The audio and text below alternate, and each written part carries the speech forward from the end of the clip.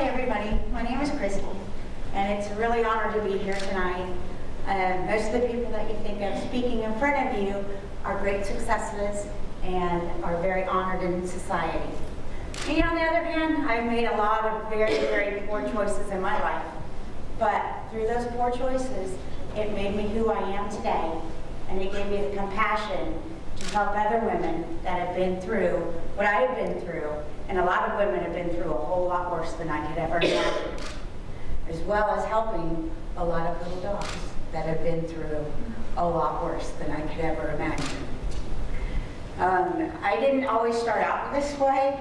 After high school, I didn't want to go straight to college and be a vet. I wanted to take off and see the world. So I was living in Colorado teaching skiing. My roommate and I went off a mountain cliff, and that was the first 7 windshields that I went through in the next year and a half. It was kind of hard. The last one was a head-on the freeway in San Diego. And through those experiences, I had lost my job, my car, my house, and I was being sued by 12 people. I was $250,000 in debt, 18 years old, and doctors quit treating me because my insurance company didn't back me. That's when I started into a life of drugs. It was the only thing that helped ease the pain. Never in a million years did I ever think I would become a drug addict, let alone a junkie. Anyway, from that point on, I started making very, very, very bad choices. My life kept spiraling down and down and down. There's been a lot of very tragic things that have happened during that time. When you're on drugs, it starts out fun, and then the teeter-totter starts to slide, where instead of all fun, no consequences, it goes the other direction. Whenever you're on drugs and you start slipping out of control, you will lose your house, your job, your car. You lose all relationships with your family. You burn bridges with every good person that you've ever known in your life. I lost my son out of that whole thing, and it's just humiliating. All that happened before I started getting arrested. At least I didn't get arrested for anything really bad I ever did, but nonetheless, I started getting arrested. After my 5th arrest, I decided to finally pull my head out of my hiney and get on with life and get it together. One thing that I did have, though, is when the day that I got out, I wasn't like most felons. I was able to get hired because I had a career that you can get hired in even if you are a felon. I was a dog groomer. I had been a dog groomer since I was 14 years old and in high school. So I got out that day, I went and got a job, and within the next 5 years, I had bought a new car, I bought my first house, started a retirement program for myself, and started getting back on my feet. A few years after I got out, I started going back into the jail that I had been arrested at. I kept seeing the same women coming in and out and in and out. Still, drugs, prostitution, the same things that they were doing before. And then I found out why. Once you're a felon and in the system, no one's willing to hire you. Most people here in Oklahoma don't have an 8th grade education level. You can't do anything but get a minimum wage job, if you can even find that. So, I had the great idea to start a nonprofit, Muddy Paws, where I take my 2 passions, my love for dogs and my love to help people, and bring them together. To me, that's what resiliency is all about, is improving the lives of others, not just human, but also dogs. So, since I am a dog person, all my videos, all my slides have dogs. Once you have a person that is truly, truly broken, you can send them to rehab all you want. It's never going to work until they're ready to change. Once they are ready to change, they need to change everything. People, places, and things. They need to completely turn away from everything they've ever known in their life and be ready to walk forward with blinders on and never look back.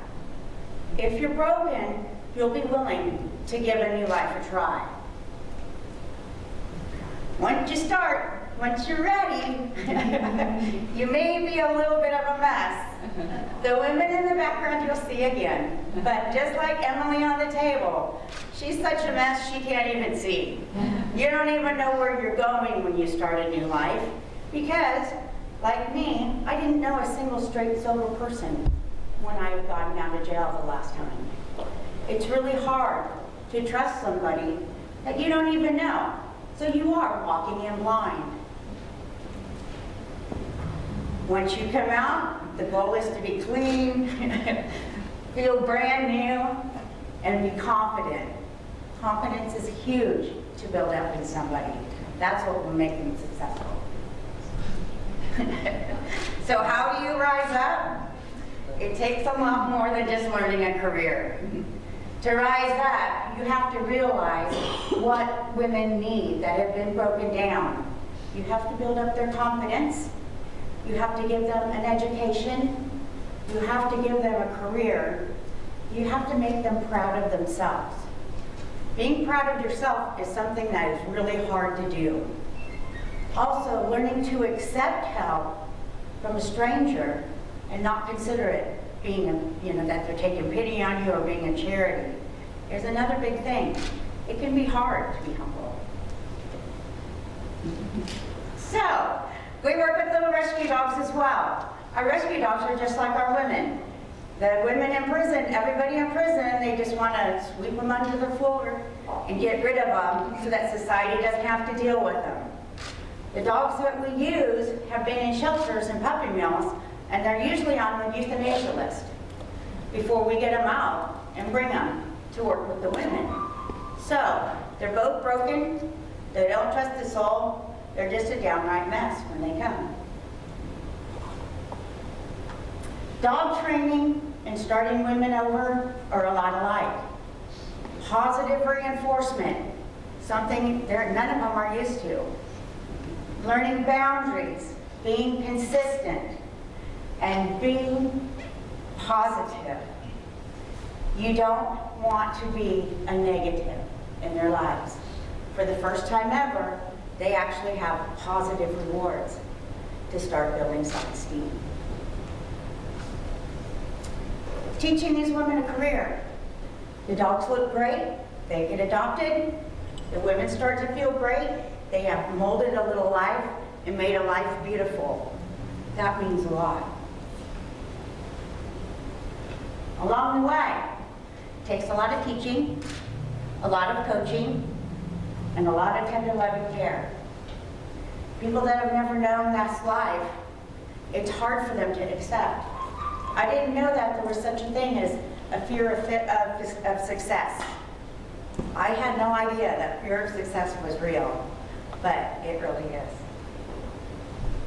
Teamwork and support.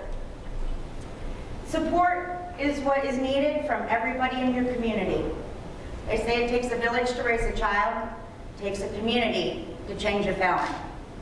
It takes the entire community to get involved to help change these people's lives.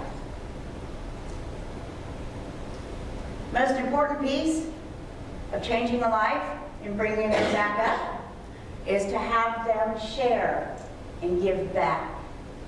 Giving back is very, very important in life. In this picture, we're giving back. A bunch of dogs got rescued from a puppy mill. They bring them in, we get them cleaned up, they go to the different rescue groups. But the women, they benefited more than the dogs did. Seeing what they accomplished in one day, they were just amazed. Also, we have the women that come into the program, we have them help teach the people that are newer in the program. Does a couple different things.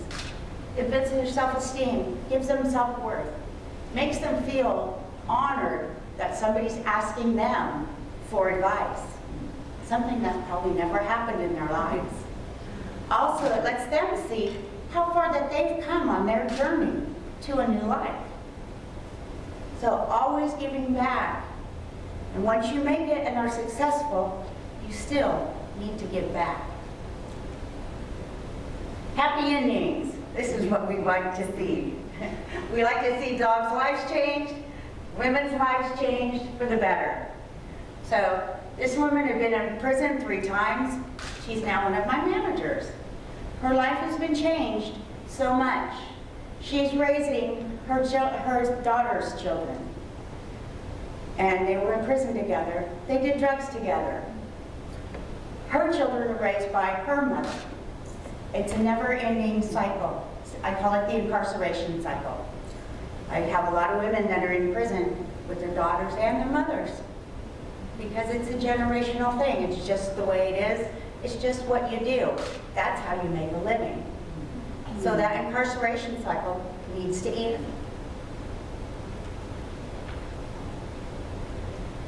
On this picture here, you would never guess.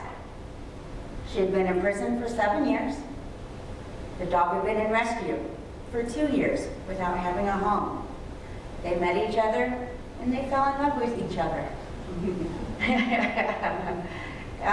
She is actually an accountant now, and never in a million years did she think that she would be able to work in that field again. One of the training class that we had with our women, except for my dogs, all the other ones are rescue dogs. And here's another group of women. Some of these women are the women that you saw at the beginning of the presentation. You can see how much they've changed. Before, they were confused and didn't know what they were going to do. Now, they are happy, they're smiling, they have something to look forward to in life. A lot of them are proud because it's their first thing they ever completed. This is one of my dogs. He's very studious, you know. So, I am a statistic. I am a female felon.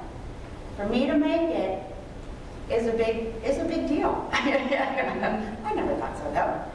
Anyway, here in Oklahoma, we have the highest female incarceration rate in the world. We are double the national average. That needs to change. I know how to make it change. It does take a community, but they need some education. They need training. They need the tools to be successful, and they need a job that they can support themselves and their families. That doesn't sound like too much. It's better than locking them up and throwing away the key and paying for them time and time again for year after year and keeping them in prison and their children following suit. So far in our program, we've had 64 people graduate, and none of them have gone back to prison. So it's a win. If you invest in others, that investment of your time and care and love can change those lives. They don't know how to do it on their own. So it takes us to show them what it takes to become somebody and be proud of themselves. So, you look at that puppy, and you look at me. I don't think either one of us look like we've had the bad lives that it started out. But would you take a chance on that puppy? Would you want to improve his life? Thanks for letting me share.